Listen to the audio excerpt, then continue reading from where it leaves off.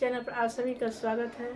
हम लोग जो गीत गाने जा रहे हैं, आप लाइक कीजिए, सब्सक्राइब कीजिए। हम लोग का वीडियो अच्छी लगे शेयर कमेंट कीजिए, गलती को क्षमा कीजिए।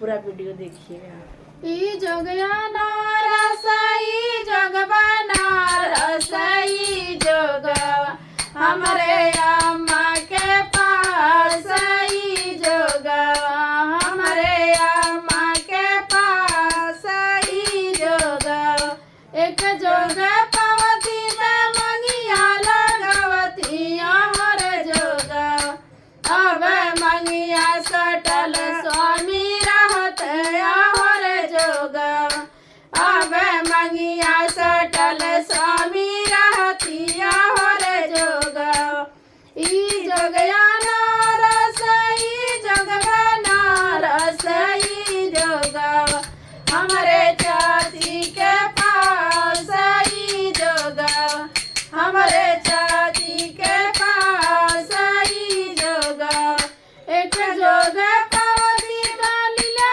लगवती हर जोगवा अब लिलिया सटल स्वामी रहती हर जोगवा अब बिंदिया सटल स्वामी रहती हर जोगवा ई जोगया